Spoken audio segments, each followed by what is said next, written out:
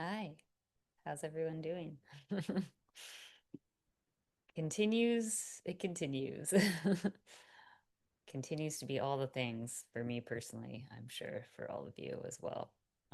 But yeah, felt called to share some reflections this week as, yeah, there's just kind of, I'm experiencing sort of a roller coaster of energy and lots of really beautiful things coming in, lots of empowerment, um, kind of seeing where false narratives have been driving things, and also fear and challenge, because that's how it goes.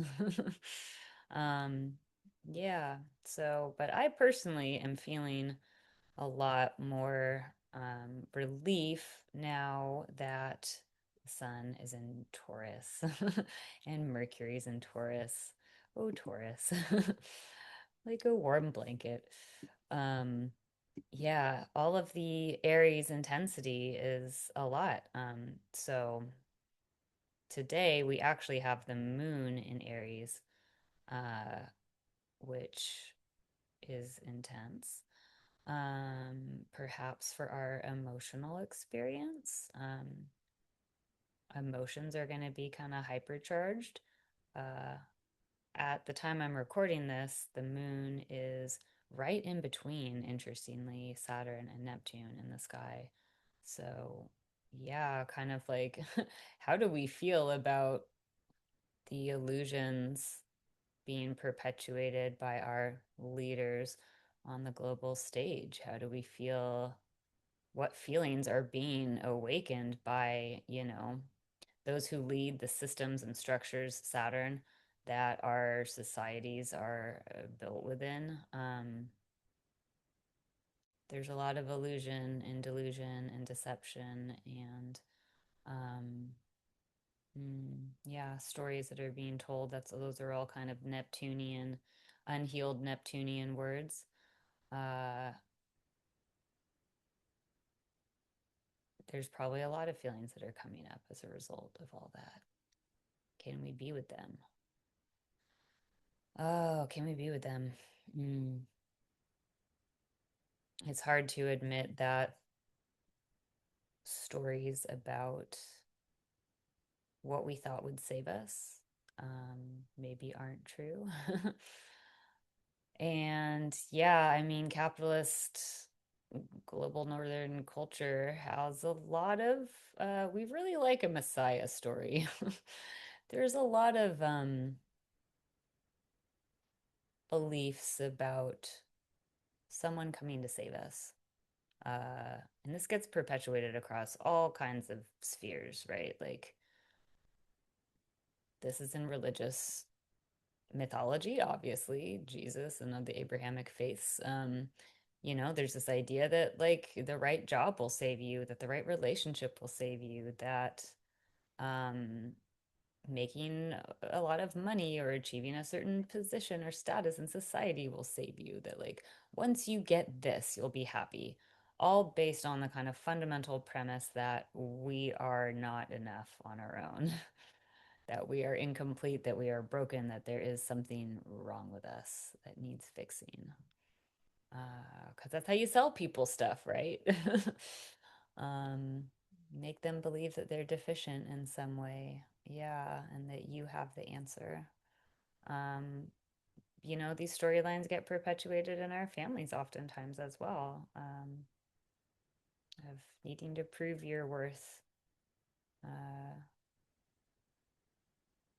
Certain people in the family maybe getting the message that they are more or less deserving of love and attention than others based on what kind of care was given and available growing up.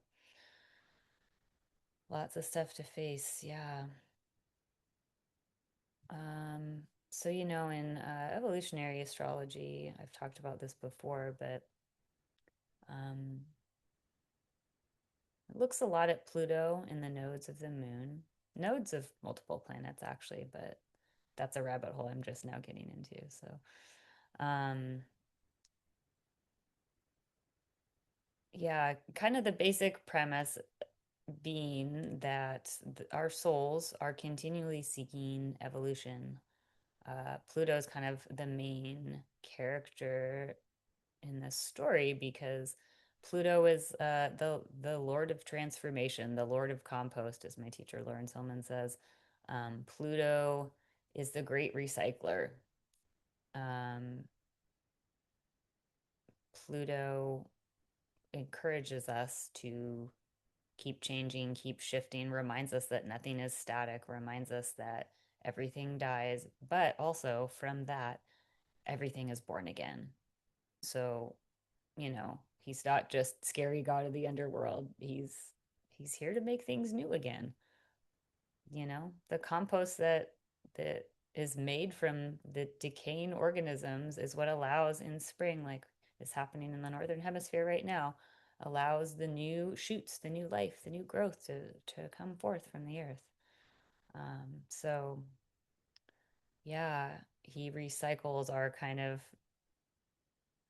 karmic timelines that we play out in each incarnation, um, into new growth, into soul evolution. So he's kind of the one that represents our subconscious desires, our subconscious motivations, the things that are below the surface that we, by definition, don't know about. Uh, I've talked about this before, but just to recap, is Mars and Venus kind of represent like those subconscious desires playing out in 3D reality on the Earth stage in this body, in this human thing that we're doing. Mars is basically like the executor of Pluto's wishes. So he's the one who acts on the subconscious desires, for better or worse, often both. Um, he's who helps us like initiate and start projects and like drive things forward, Aries. But also like the separator, the destroyer, also Aries.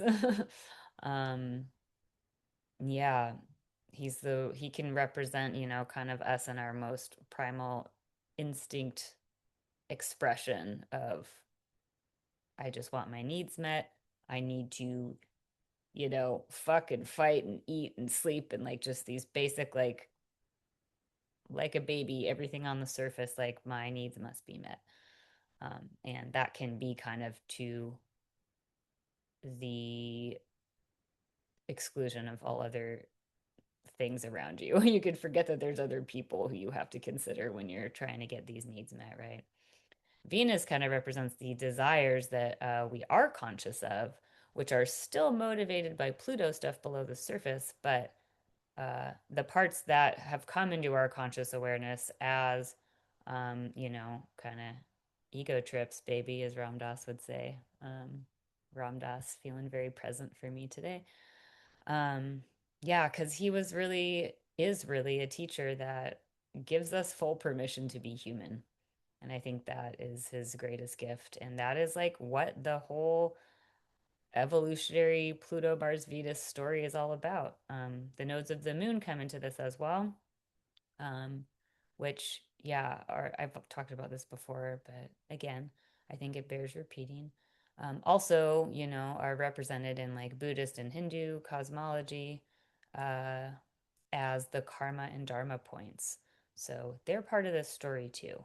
Um, and I actually just kind of had my mind blown the other day.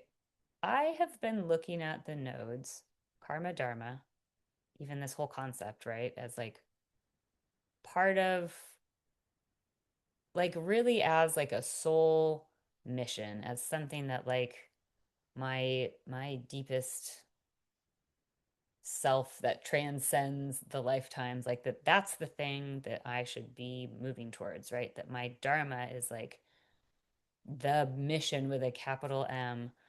I was raised Christian. I think I can still probably get into some of these kind of frameworks. But no, I mean, all of our souls have a mission. That doesn't have to be some holy warrior crusader type thing. Like, we all come here for a purpose. We all have a unique purpose. And I believe that the universe requires every single one of us to play our own unique role, in this whole grand story, this grand play, this whole big thing that we're weaving and doing together. Um, but yeah, in order to really serve each other, serve the collective, serve the awakening of all beings, which is what Buddhism, puts forth as kind of the goal of existence. And it resonates with me. It feels true to me, to alleviate suffering for the world so we can break out of this kind of illusory separateness and these experiences of pain. Uh, and yet, right? And yet it's a hard one because without the pain, without the suffering, without the separation, like we also wouldn't have any of the beautiful things in this world. And this is where, bring it back to Pluto, Mars, and Venus, where the human game comes into it. Um, Even when we're on kind of a spiritual journey, right? There's a lot of things in the world that are really compelling. And, we're here in bodies for a reason, I think. Um, there's plenty of spiritual traditions that will say kind of, deny the body. And Christianity goes even further, and not all Christianity, evangelical Christianity that I was raised in, lots of permutations of what was originally like a mystic, psychedelic, very Buddhist inspired religion, um, if you believe that theory. But yeah, that has turned into a lot of shame and a lot of, that we come here as sinners, and kind of the goal of our life, that the karma we come in with is basically being born. That being human is like a sin, a punishment, and that the dharma is to be forgiven by the savior, right? To wash our souls clean, to kind of deny all of the urges, desires, Pluto, Venus, Mars, um, actions, entanglements that are part of being a human in a body, living with other humans in bodies, living with other creatures and ecosystems. Um, Sorry, that was the mail. The mail is coming in. That's kind of funny. Um,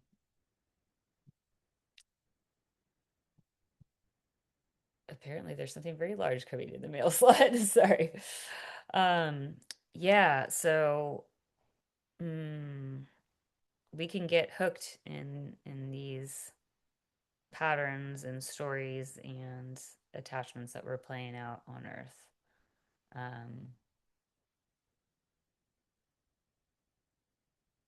and we think we identify with our desires, with our compulsions, with our urges, with our actions, whether they be depression, hard feelings that we're having. I am depressed, we'll say things like that. Or, grief. Grief is a huge experience that I'm going to come back to later. I think this is the thing we deny more than anything as a society, as a collection of societies under capitalism. Um, and that's a really important experience to acknowledge. And I think we need to do more of that. And we can also over identify with that as well. I am grieving. I am grief. Um, Same with happiness, I am happy. I am joyful. Like, those are great things to be, right? But like, even that's not who you are. I do think it's like the birthright of all beings to experience joy and happiness, but it's not possible in this dimension really to do that without also experiences of suffering being present, I think. Um, so yeah, but we can get really identified with these experiences. We can feel like, that that's all there is. And when we're in an experience of extreme joy or bliss or ecstasy, or an extreme pain experience, that it's like, this is the only thing that matters. When it's a difficult experience, it can be this like, oh my God, this is never going to end. This is my world. This is who I am. Something's wrong with me. When it's a beautiful experience, it can be then this grasping on to like, this must last forever. I need to always feel like this. Like, and those situations, it's like our soul needs, I believe, and this is kind of evolutionary astrology as well, like and Buddhism and all the things. I don't have to say that every time, I guess. That our soul needs these experiences in order to evolve. Like, I do believe that to grow as a human, as a creature, as a being that, has been here before and will be here again, that we need to experience these things fully, that we can't deny our desires, that the whole reason we come into, like, why would we ever come into a body in the first place if we weren't meant to experience this full spectrum of emotion, if we weren't meant to get caught up in all of the dramas and um go through our journeys of, having dreams and goals and going after them and pursuing them and getting what we want and not getting what we want, Mars, feeling desire, feeling attraction, lust, feeling pleasure, Venus, um, getting caught up in power games, you know, for better or worse, like finding empowerment, finding the ability to like individuate and be our own person and like is recognizing the beautiful ability to make things that we want happen in the world, especially when those are things that like help other beings as well and help the world be a better place.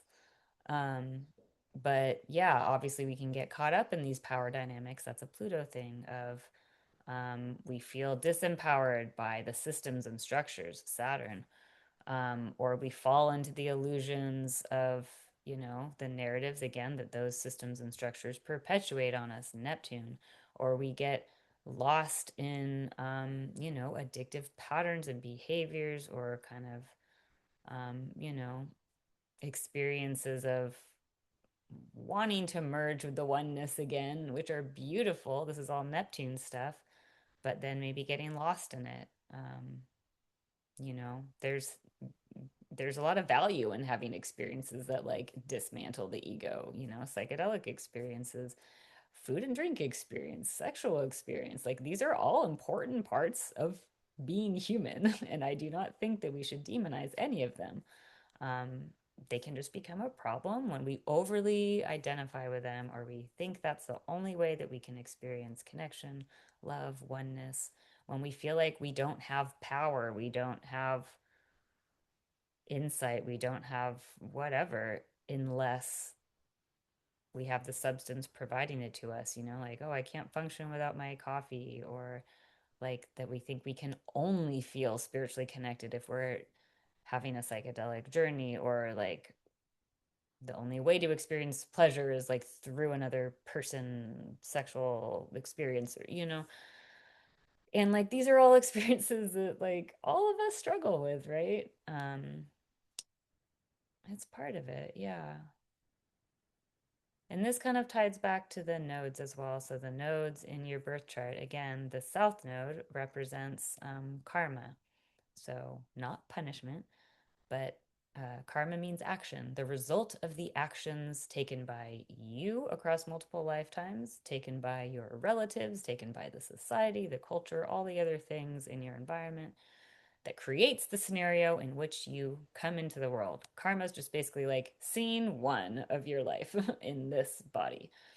Um, the North Node represents the Dharma. So, again, what the soul in this lifetime wants to move towards, like the goal. So, the South Node is also like stuff that comes easily to us, stuff that's familiar because we've done it before many times according to this kind of belief system, right? And again, this is like, there's elements of this in like Buddhist and Hindu cosmology as well, many other beliefs. Um, and the South Node is sort of like what we're meant to complete in this lifetime. Like it comes easily because we've done it before. Like it's time to sort of like finish up this lesson and like move on to a new earth lesson. And the North Node is like the new earth lesson we're meant to go towards. But what I recently realized from, yeah, I've been doing some teachings from Ari Moshe Wolf. He's an evolutionary astrologer. I highly recommend. Um, I've been doing his online school, and it's really, wow, been opening stuff up for me because it's just kind of a different perspective on things that I've maybe heard before. And again, like Dharma, and you hear this in like spiritual circles as well, right? Like Dharma is the goal, the purpose. Like that's where I need to be going. That's like, always going to be good, right? And yeah, this evolutionary perspective is kind of more like, well, not necessarily. That's the lesson that your human self wants to learn in this lifetime. That's like the next place that it wants to go. And yes, maybe the goal is to drive the evolution of your soul forward, but that doesn't necessarily mean that's like what fulfills your greater spiritual purpose. That doesn't necessarily mean that's what helps, all beings get free. That doesn't necessarily mean that that's like what's best for the collective. And that kind of blew my mind because I've realized I'd had that perspective like Dharma's always good. So to come back to Taurus, yeah, the Sun and Mercury are both in Taurus right now. We are about to, on Saturday, have a new moon in Taurus as well. Um, Taurus is Earth. Taurus is ruled by Venus. It also like relates to sort of the pleasures of Earth, the enjoyment of being in a body. Taurus, the bull, reminds us that we are animals. It reminds us to reconnect with the earth, to reconnect with our bodies, to reconnect with ourselves as creatures, to reconnect with other creatures, to reconnect with the different forms of life on this earth, I believe. Um, the trees, the plants, the animals, the fungi, the bugs, even, Um, connect with local food, have a seasonal meal. Um, get out for some walks and whatever the closest thing to nature is that you have around you. These are all like Taurus invitations, I think, and I find Taurus really beautiful and it's grounding. And again, we've got lots of Aries energy right now. The moon's in Aries. Mars is still in Aries and will be for a little while longer. Um, Aries is kind of like the capitalist impulse. Go, drive, do, make, the concept of linear time, which also Saturn being in the sign of Aries, like that's being highlighted as well. The concept, the myth that there's like a straight line of time, a straight line of progress, that evolution is actually just more, better, faster, richer, you know, that's the trajectory that we should all be moving towards, that that's the trajectory of like social progress. Um, that's not true according to every belief system, cosmology, science. Let's stop pretending like there's a difference between science and these cosmologies that, indigenous cultures, ancient cultures, um, non-dual spiritual traditions have observed since well before the dawn of civilization as we know it, since well before the dawn of agriculture and industrialization and capitalism. These cosmologies view, which are very much alive today still, by the way. I mean, this is why like the Maya cosmology has been a really big part of my life and journey and healing.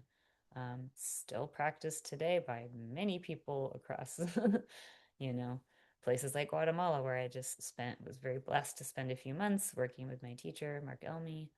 Um, yeah, participating in the ceremonies that honor the cycles of time. Astrology honors the cycles of time. It's based on the seasons.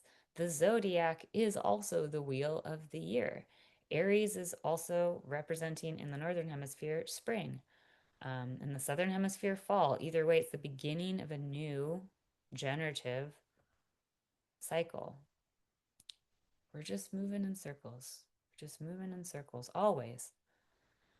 Um, and what we do at one part of the circle affects what happens at the other part of the circle. You can look at this from many levels.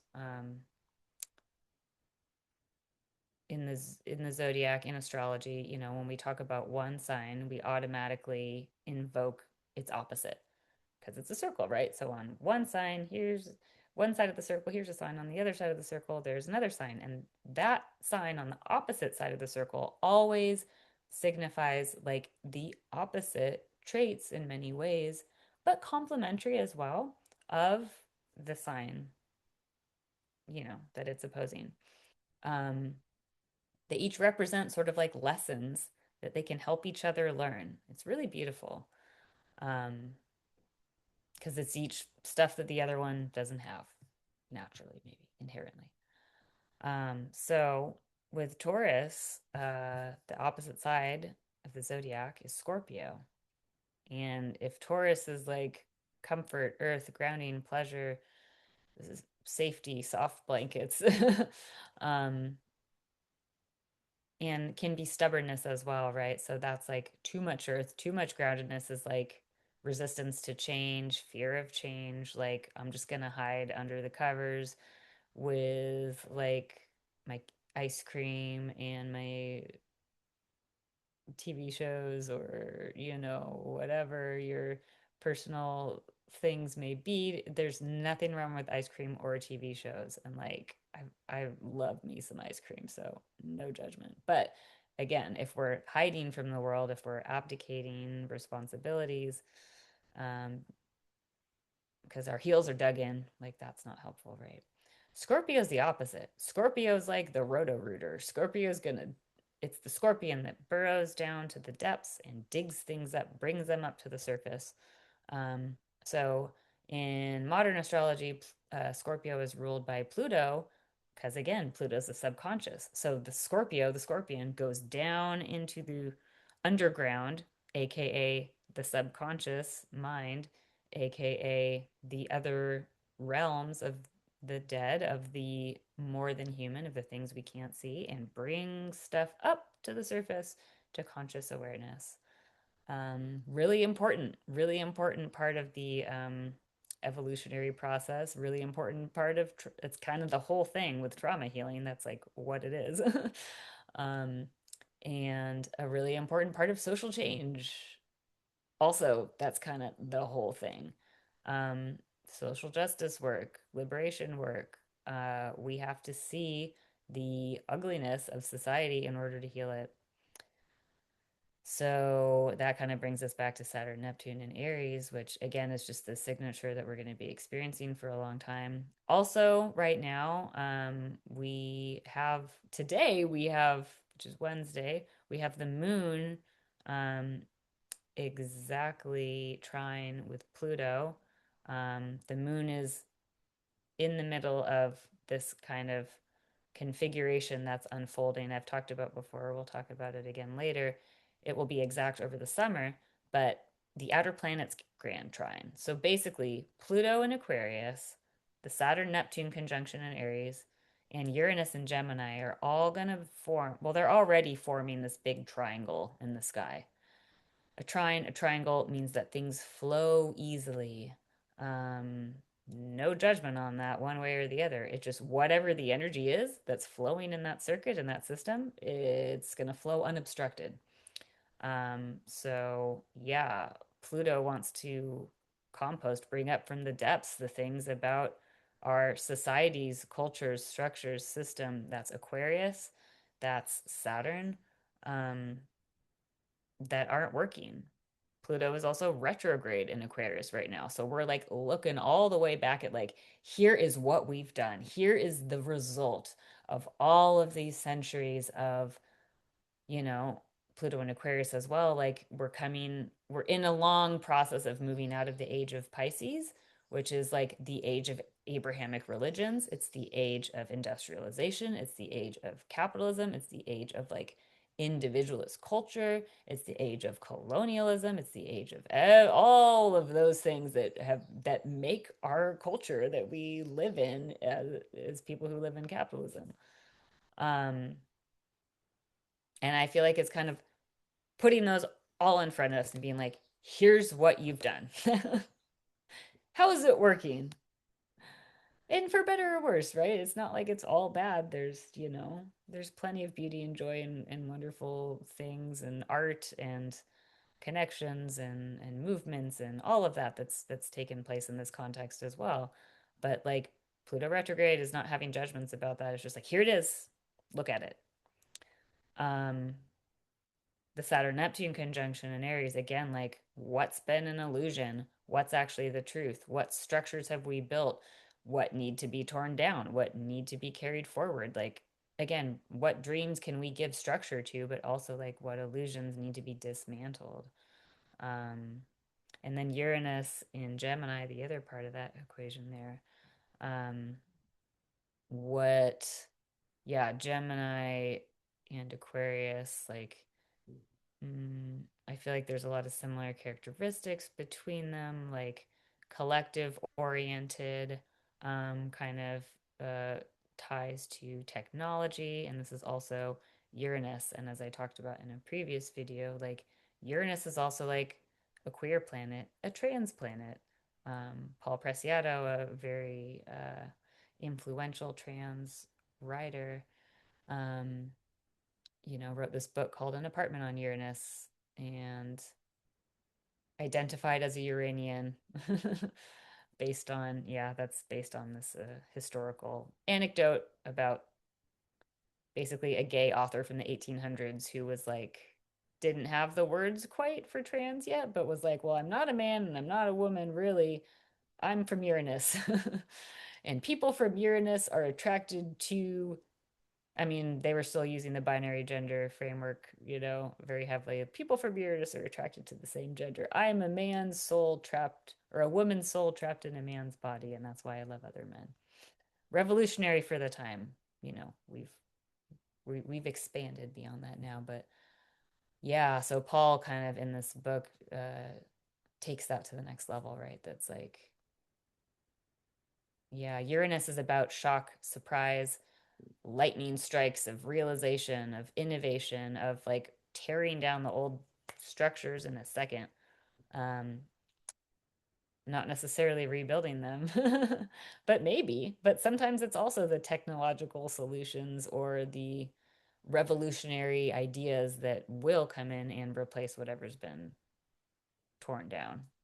Um, so you can see there's a lot of like ties to Saturn in Aries, Neptune in Aries, and Pluto, right? Recycling, recycling. All of these planets, like, they have a lot of similar themes that they're dealing with in our collective psyche, in our society, and in our individual lives, because these are all dynamics that are inside of us as well. Again, the zodiac is also a picture of your psyche. Your birth chart, rather, is a picture of your psyche. Your zodiac is a snapshot of the sky at the moment you were born, which also represents like your internal motivations and desires and the ways those are externalized in the world. So, yeah, what within our personal lives, what within our thought structures, what within our personal belief systems, our ways we value ourselves and others need to be revolutionized, need to be torn down, need to are ready for a jolt of lightning, for some fresh inspiration. Uh, yeah, in Scorpio, we just had the full moon in Scorpio a couple weeks ago, and each moon cycle again kind of like takes the themes from the previous one and takes them in another direction. So the full moon in Scorpio probably for me, I know it certainly brought a lot up from the depths to be confronted, to be dealt with. Um, and now Taurus, I think, invites us to bring those into this reality. Okay, you've seen them, like what are we going to do with them? What are the actual changes that are being implemented? um how are our bodies experiencing them? Like what do we yeah what are some ways that we can like nurture and nourish ourselves through all of these big changes that we're moving through, all of this social upheaval, personal upheaval, um chaos, recycling, composting that's happening. How can we resource and ground ourselves and stay connected to the earth, to each other, to the things that really matter in the midst of so much chaos and confusion and attempts by the structures and the leaders and the figures in the media to, keep us in the illusion, right? How can we hold on to what's here, what's concrete, what's real? Um, each other, again, the earth, our bodies, and our feelings. And so the moon in Aries, I think, is reminding us, and the moon will be moving into Taurus. So moon in Aries is like feeling things really intensely right now about what's happening. And then by this weekend, we'll move into the that new moon in Taurus. I think it's a beautiful initiation to be like, okay, how do we really feel about what's happening? What do we really need? The moon is nourishment, the moon is nurturance, the moon is like how we've learned to mother ourselves. Um, and yeah, like what do we really need? What's going to ground us, Taurus? What's going to connect us to our bodies again? What's going to help us remember that we are animals again, in the full spectrum of what that means? A big part of my personal work lately has been about this connection with the land as an embodied being. This is another part of ancient cosmologies, right? That, um, you know, they all involve invoking the land. Like when you're entering into a ceremonial practice or, doing any kind of spiritual work, any kind of work at all that you want to invoke the land, you want to give thanks to the land. The land is where the ancestors live. The land has the spirits of all the living things that are there now, have come before, and will be in the cyclical nature of everything. The land is the embodiment of place and time. It's the now, it's the present moment, it's what's happening, it's what's real, what's tangible, what's physical. Um, And in capitalism, in order to continually progress, make more, do more, blah, blah, blah, blah, blah, like you have to look at the land and the creatures and the other things in the system as dead, as not participating, because if they were, then we'd have to involve them, get their consent. Um, if it's all kind of capitalism, these traditional religions, all of that is based on the idea that we have like dominion over the land, the animals, that like because we're humans, we're superior somehow and we can use these things however we want to. And that is not how any ancient cosmology looks at it. That's not how any contemporary indigenous framework looks at it. That's not how my personal experience has been. And my most transformative moments of my life have been as I continue to like learn from, teachers and cultures and traditions where they never lost or have remembered that connection to the land. They've taught me, I've experienced firsthand that, like, it is alive. The land is alive and it's speaking to us. And that it's not just even about, like, it is about asking permission to practice. It is about, acknowledging it, but it's more than that. It's involving it. That's my experience. And I really think that's part of this next phase that we're moving towards, and part of what we could unlock with these energies of this outer planet grand trine. Like, Uranus is also kind of related to communications and developments. And it's like, can we remember the ways we used to do things, still do things, if you think of the fact that time isn't linear, that like in other dimensions, in other expressions, we never forgot this. Like, it's just a remembering. Um, the land is here, ready to help us. The spirits in the other realms that, again, are just, they're here, but they're layers of dimensional experience that we just have to remember how to connect with. They're always here. It's just about tuning into them. It's like a radio dial. So, like, morphic resonance is this theory by Rupert Sheldrake, a biologist, that basically says uh, memory exists within all species, within all forms of nature. But it's not stored in matter. Like our memories are not stored on a meat computer in our head.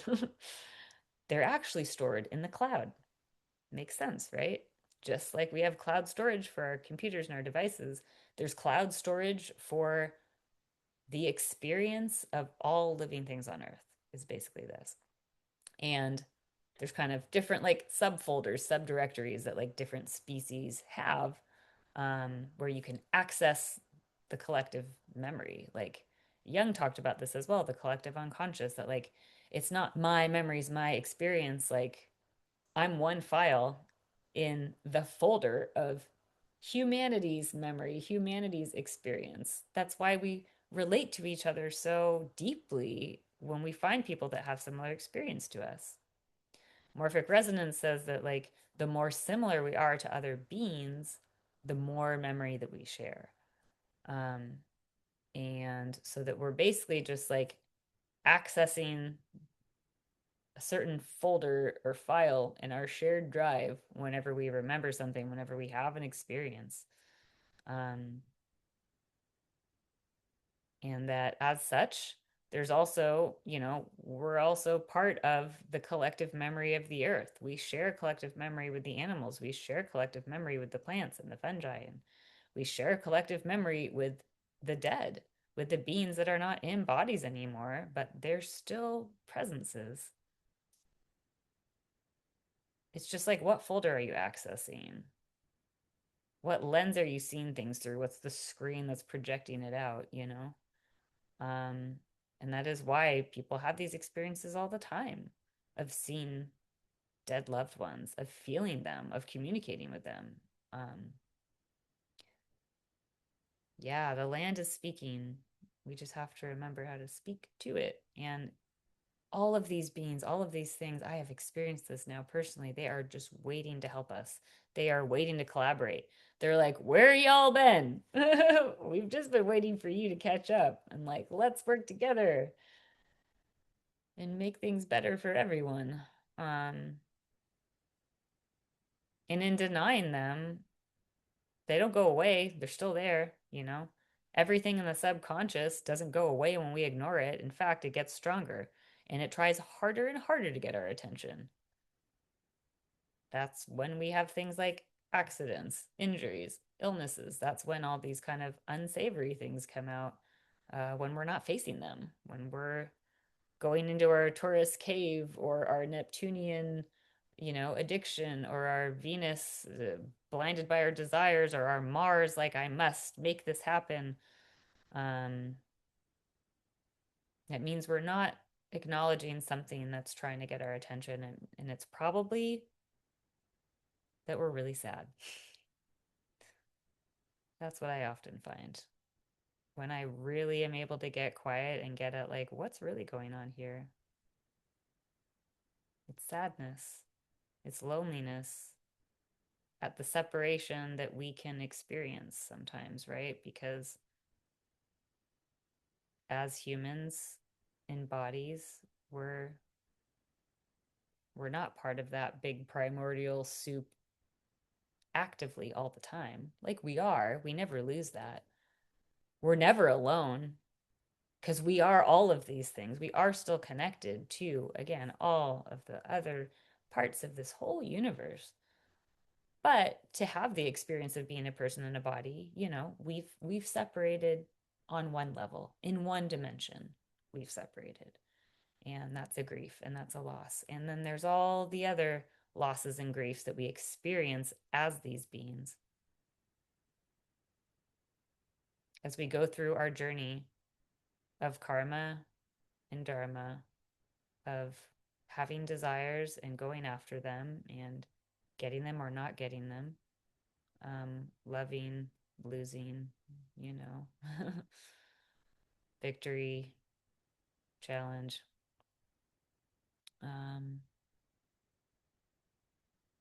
yeah, but in this culture where we've gotten really fixated on that individual experience, where we've gotten really fixated on that separate experience, we deny that grief exists because that would mean we have to stop working. We have to, if we really felt how much grief any one of us is experiencing at any given time over everything from our personal, people who have died in our lives or relationships that have ended to like the state of the world to the collapse of ecosystems and the death of entire species of animals every day, like we'd crumble without the proper resources, which a lot of us don't have. We certainly wouldn't be able to go to work 9 to 5 every day and be a effective producer. And so they don't the people who are controlling these structures, um, they don't want us to feel that. And they've created this illusion, Neptune, where we feel like we can't stop. Aries, where we feel like we have to keep going. Mars, drive forward against all odds because otherwise we won't be able to pay our rent. We won't have this and that. We won't have all these things that we've been conditioned to need. Saturn.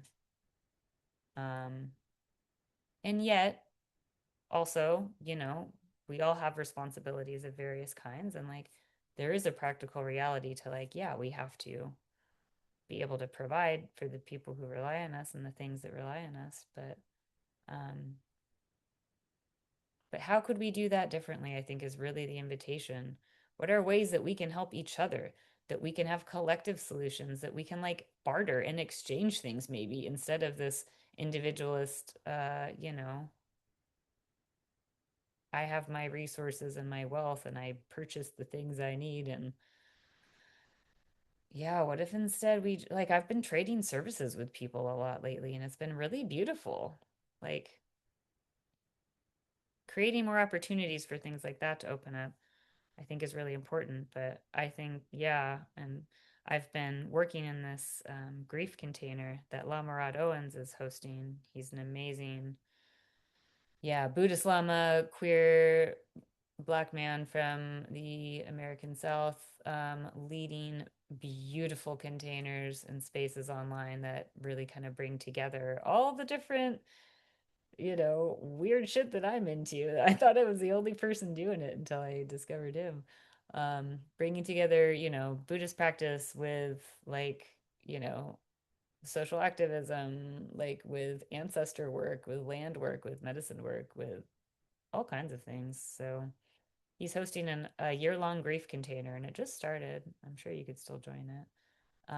Where, yeah, we're just making space to acknowledge the fact that we're all really grieving a lot and to recognize that, like, the things we thought were going to save us to bring it all back are not going to save us. And I recently kind of had that realization that was like, oh, this whole karmic journey, dharmic journey, right? Like that's a journey of the ego, the thing we think we are. My North Node is in Taurus. So, in fact, the sun will be directly conjunct it, I think, in a few weeks. Um,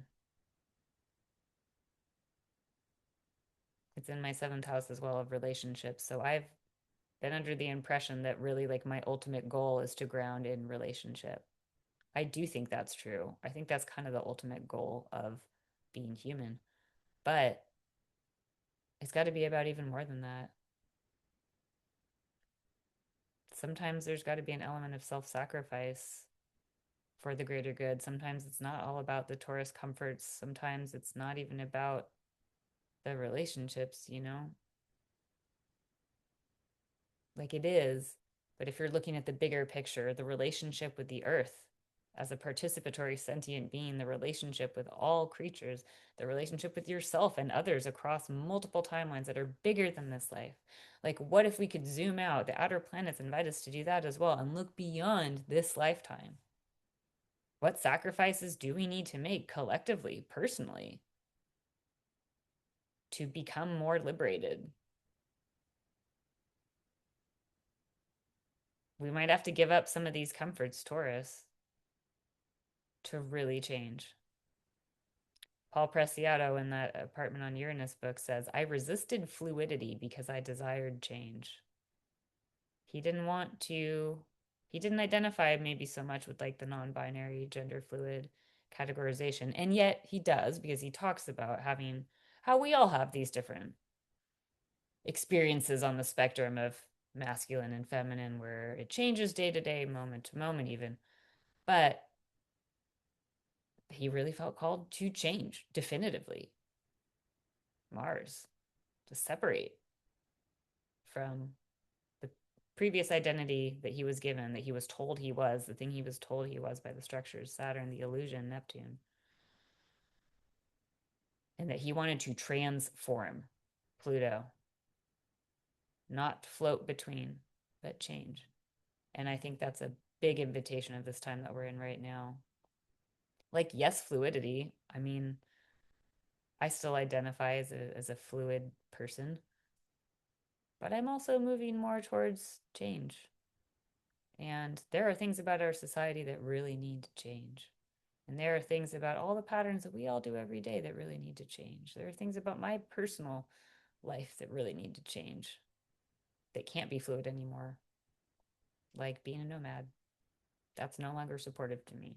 It's been beautiful. Thanks for the memories, but time to change. And that is a big part of this invitation right now. And I think it really starts with looking within and acknowledging what we're grieving, the beauty and the tragedy of the whole Pluto cycle, the whole karma dharma thing is that it's not going to work.